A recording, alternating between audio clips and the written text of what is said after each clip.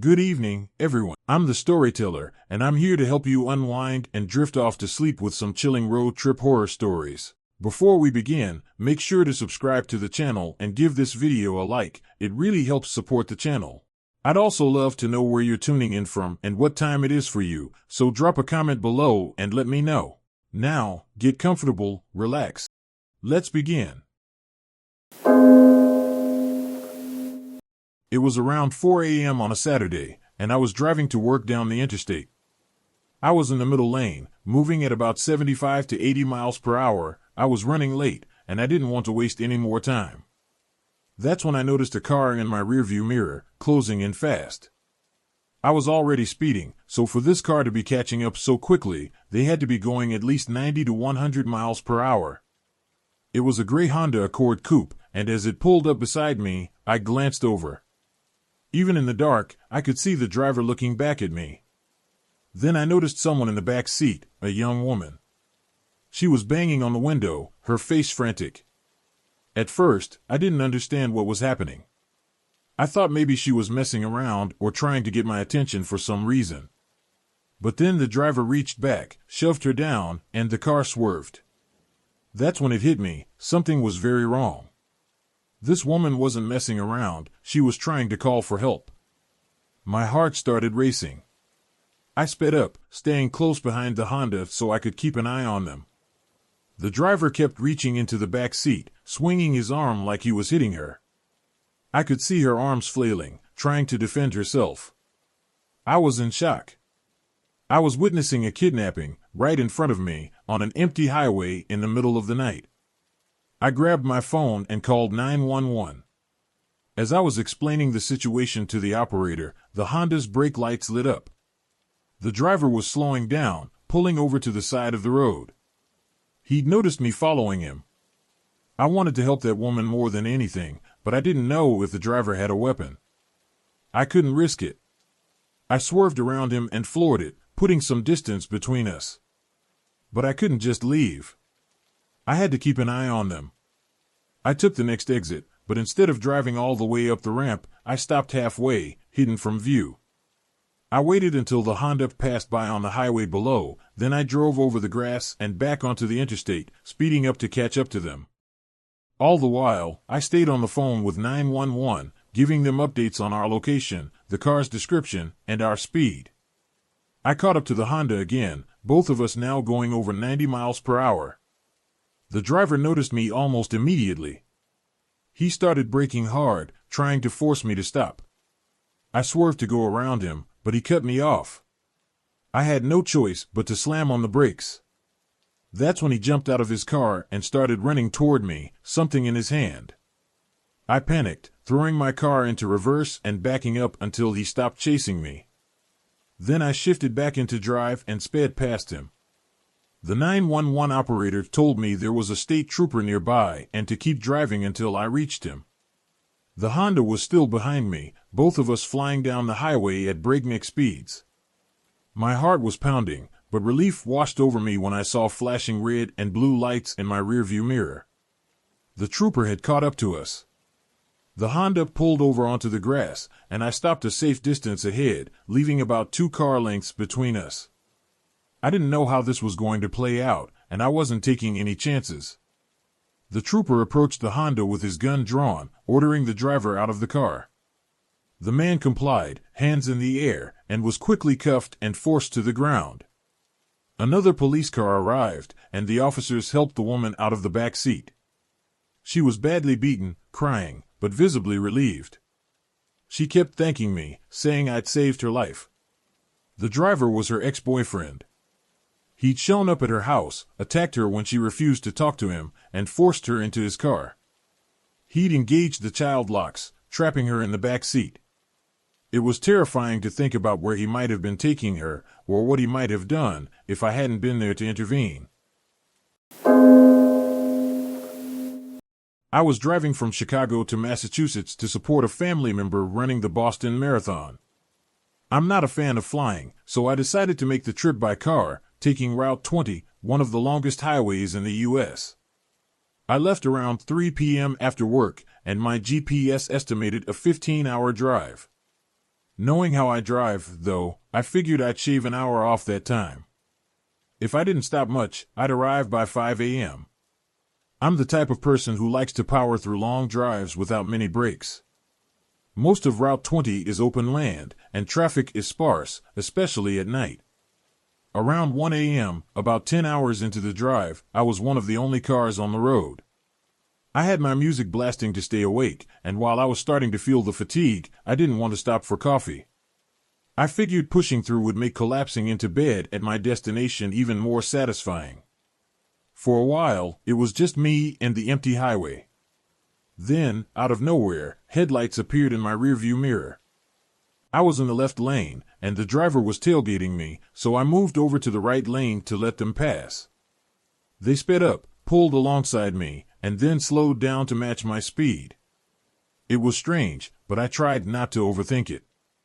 I sped up to pass them, but as soon as I did, they swerved into my lane, riding my bumper so close it felt like they were trying to intimidate me. I didn't want any trouble, especially not in the middle of the night on a deserted highway. I sped up again, hoping to put some distance between us, but they matched my speed. I switched lanes, and so did they. That's when I knew something was wrong. This wasn't road rage, it felt deliberate. The truck, an old, beat-up pickup, started flashing its lights at me. I didn't slow down. I was scared. I'd never experienced anything like this before. I pressed the gas, increasing my speed by another 5 to 10 miles per hour, hoping to spot a cop or another car. But the highway was empty. The occasional car zoomed past in the opposite direction, but no one was on my side of the road. The pickup truck suddenly swerved into the left lane, roared past me, and cut me off. They slammed on their brakes, forcing me to do the same. I honked, but they didn't move. Instead, they put on their hazard lights and started waving their arm out the window, signaling for me to pull over. There was no way I was stopping. I saw my chance and swerved around them, hitting the gas as hard as I could. My sedan was faster than their truck, and I managed to put some distance between us.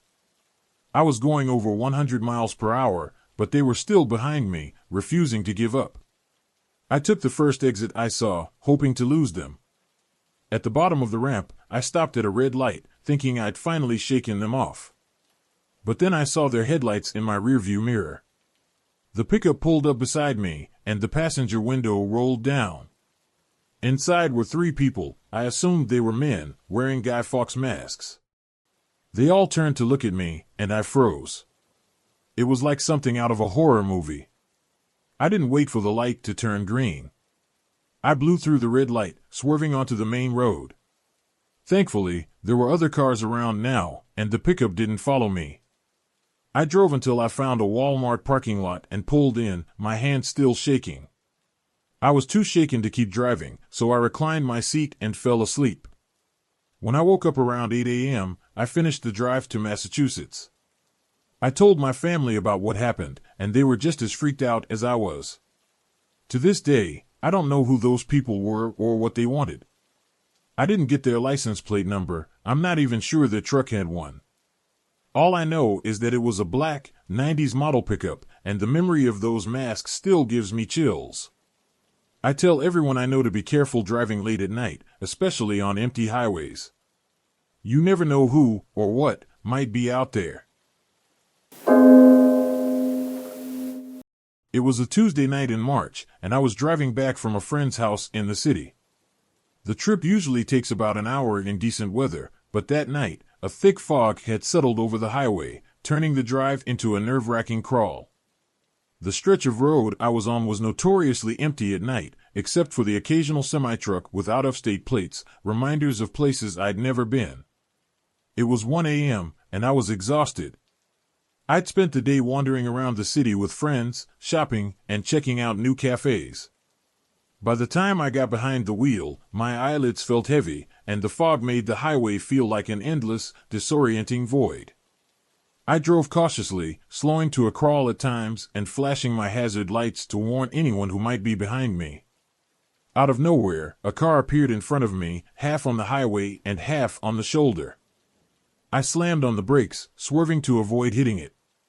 My heart was pounding as I pulled over behind the car, narrowly missing its bumper. I put my car in park, trying to catch my breath. The black sedan in front of me began rolling forward, fully parking on the shoulder. For a moment, it just sat there. Then the driver's side window rolled down, and an arm appeared, waving for me to pull over. Adrenaline was still coursing through me, and I thought it might be safer to move further off the road. I followed the car as it turned onto a side road, coming to a stop. The driver's door opened, and a man stepped out. He was tall and lean, wearing a black winter jacket and jeans.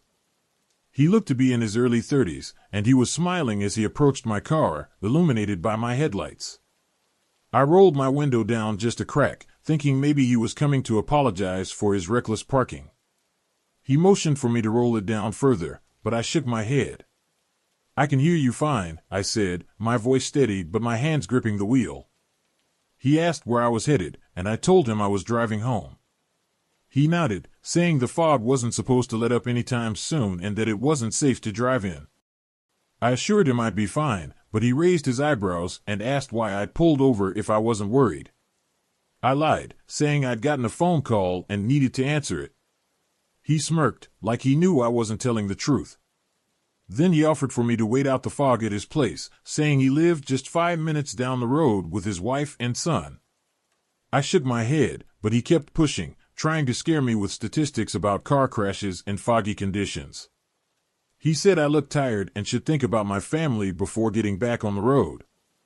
I held my ground, but he was getting agitated. He kept glancing back at his car, and that's when I noticed movement in the passenger seat. Someone else was in there. Before I could react, the man grabbed at my door handle, trying to open it. Thankfully, it was locked.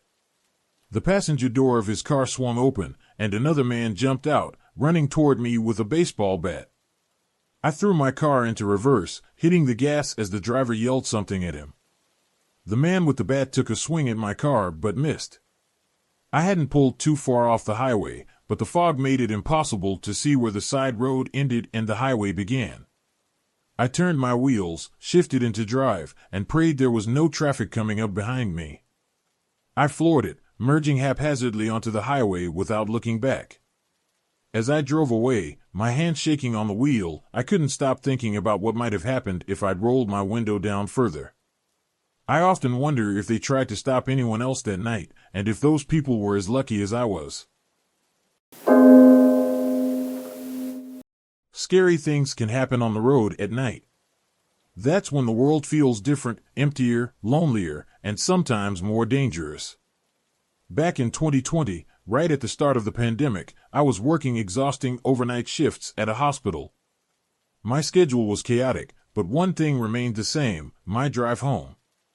I always took the same route, a quiet, 10-mile stretch of parkway leading straight to my town. Even during the day, it wasn't a busy road, but at night, it was nearly abandoned. The pandemic made it feel even more deserted. Most of the time, the empty road was a blessing. No traffic meant I could get home faster, collapse into bed, and rest before my next shift. But one night, as I was heading home in the early hours of the morning, something unusual caught my eye. A flashing red SOS light reflected off the taillights of a car pulled over on the shoulder. Someone was clearly in trouble. I slowed down, debating whether to stop. I wasn't in the mood to deal with anything, but something about the scene made me uneasy. I told myself I'd just check quickly and be on my way. As I passed the car, I saw a man waving his arms frantically. I sighed, pulled over, and put on my hazards before stepping out. The man looked to be in his late 20s or early 30s. He had a mask on, which wasn't unusual given the pandemic, but it made it harder to read his face.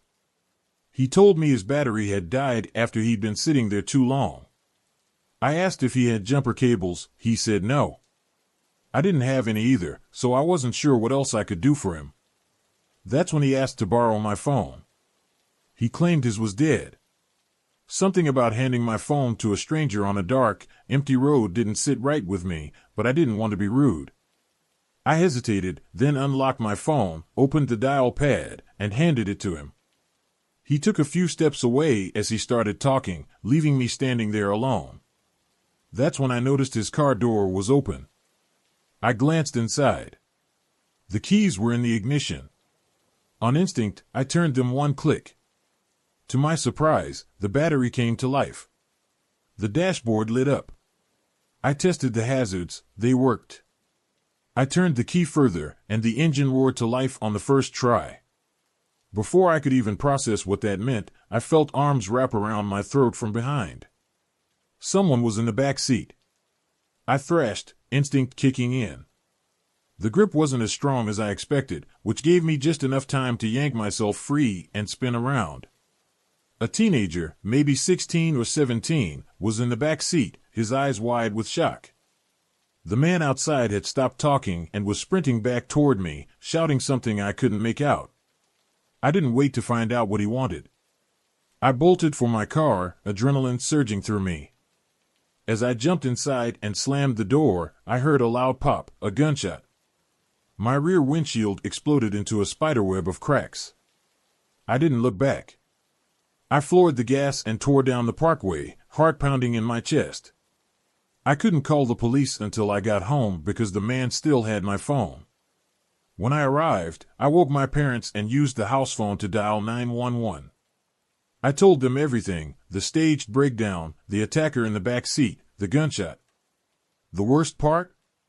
My phone had all my personal information. My home address. Everything. The officers advised me to call my carrier first thing in the morning to track the last call made. When I finally got through, they told me no outgoing calls had been logged. The man never called anyone. He had just pretended to. Things got worse. I checked my online accounts, and my stomach dropped. Thousands of dollars in Bitcoin, gone. Transferred to an untraceable wallet. The phone's location had stopped updating, meaning it had either been turned off or destroyed. I knew I'd never see it again. A week later, I woke up to my parents whispering outside my bedroom door. My dad told me they had heard something in the backyard. We checked, but no one was there. My mom wanted to call the cops, but my dad said to wait and see if we heard anything else. We never did. To this day, I don't know if someone was out there that night. But I do know one thing, I'll never stop for a stranded car on an empty highway again. Earlier today, I was scrolling through Instagram when an ad for a memorial locket popped up. It immediately took me back to a year ago, when I had wanted one to keep a piece of my late boyfriend's hair close to me. The ad stirred up a flood of memories, and I felt compelled to share this story, one that's deeply personal and still so vivid in my heart. I met him in August 2022. He was incredible, wild, free-spirited, and full of life. He loved riding his motorcycle, feeling the wind rush past him as he sped down open roads. But beneath that adventurous exterior was a kind, gentle soul who cared deeply for those around him. We dated for months, and every moment with him felt like a gift. Then, one day, everything changed. He was on his way to pick me up for a date when a drunk driver hit him. He didn't die immediately, but he was in a coma for 3 weeks. I spent every single day by his side in the hospital, holding his hand, talking to him, and praying for even the smallest sign of improvement. But his condition worsened, and he eventually passed away from complications during his treatment. It was just before our first Valentine's Day together, and the pain of losing him was unbearable. I've always believed in the paranormal, and after he passed, I held on to the hope that he'd send me a sign, something to let me know he was still with me. But as time went on and nothing happened, I started to doubt everything I thought I knew about the afterlife and the supernatural. Then, last March, something extraordinary happened. A friend from out of town visited and ended up borrowing my car. Since she rides a motorcycle, we switched vehicles for the day. I hadn't ridden since the accident, I'd even sold my own bike, but this forced me to face my fears and get back on one. That evening, as I was riding home, listening to music through my helmet, I finally started to feel at ease again. And then, out of nowhere, I saw him. In my mind's eye, he was standing on a bluff above me, a spot he loved and had spent countless hours at, gazing out at the valley and the ocean beyond. I could see him so clearly, waving at me, and I even heard him call out my name. My heart raced, but at the same time, I felt an overwhelming sense of calm. I made it home safely, though I was still shaken by the experience. I collapsed into my living room, my dogs surrounding me, and half of my riding gear still on. I even laughed a little at how surreal it all felt. Later that day, while browsing on my phone, I came across an ad for a memorial locket. It hit me that I still hadn't bought one to keep a piece of his memory close. I smiled sadly and thought, I should get that. Just before dinner, I turned on my TV to watch something from a streaming app. I don't have cable, my landlord is too cheap for that, so my TV only shows feeds from my streaming apps. But when I turned it on, I was stunned to see my late boyfriend's favorite internet news website on the screen. I was confused and asked my current boyfriend if he had set it up. He shook his head and asked, "What is that?" I turned pale, sat down suddenly, and started to cry. This website isn't easy to find, and as far as I know, we'd never watched it at my place, only at his. I'm pretty sure you even need a login, so I have no idea how it showed up on my TV.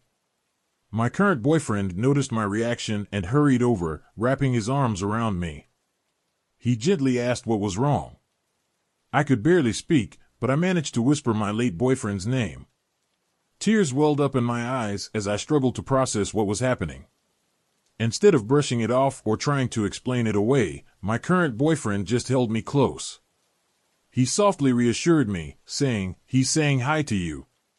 Then, without hesitation, he turned to the TV and said out loud, "Hi, Gary." I turned off the TV and let out a shaky laugh, repeating the same words. It was then that I realized this weekend would have been the 3rd anniversary of our first date. I don't know why it took him so long to send a sign, but I'm grateful for it. It brought up a lot of emotions, but it also gave me a sense of peace. I like to think he's still watching over me, reminding me that love never truly fades. This happened during the holiday season of 2014. At the time, I was in college, and since the campus was close to my parents' house, I lived with them to save money on rent. Every year, my family had a tradition of driving 2 hours to the next state over to spend the holidays with extended family. That year, my parents planned to leave Friday morning, but because I had classes, I had to drive myself down later that night. I left around 8 p.m., and by then, it was almost completely dark outside. The highway I was driving on was eerily quiet. There wasn't much civilization along the route, just long stretches of road surrounded by empty fields and the occasional cluster of trees. About an hour into the drive, my car started making strange noises. At first, I tried to ignore it. My car was old, and it had its quirks. But then it began to slow down, even though I had the pedal to the floor. My heart sank when I realized I was out of gas. I'd meant to fill up on my way home from school, but completely forgot. To make matters worse, the gas light in my car was broken, so I had no warning. I knew there was a small town about a 20-minute walk away with a 24-hour gas station, so I grabbed my coat, locked the car, and started walking. The night was cold, and the silence was unnerving, but I tried to stay calm. When I finally reached the gas station, I bought a gas can, filled it up, and began the walk back to my car.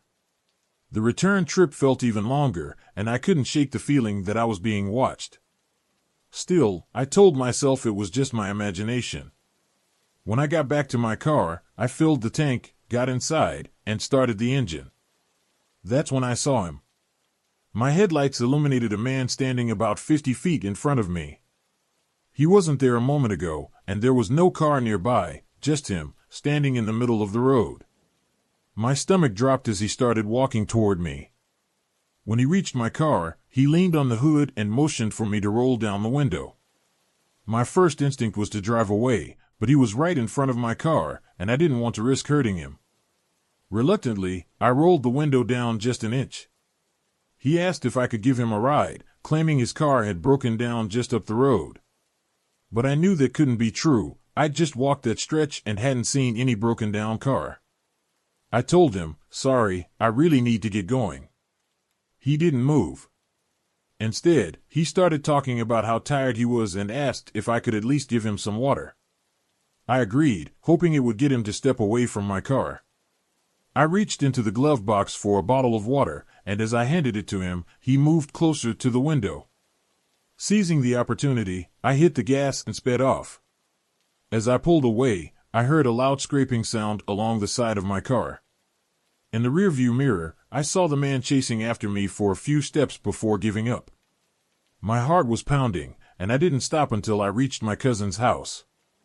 When I got out of the car, I noticed deep scratches along the side, like someone had taken a knife or a sharp object to it. I reported the incident to the police, but as far as I know, nothing ever came of it. To this day, I can't shake the feeling that the man had followed me from the gas station. I don't know what his intentions were, but I'm grateful I trusted my instincts and got out of there when I did.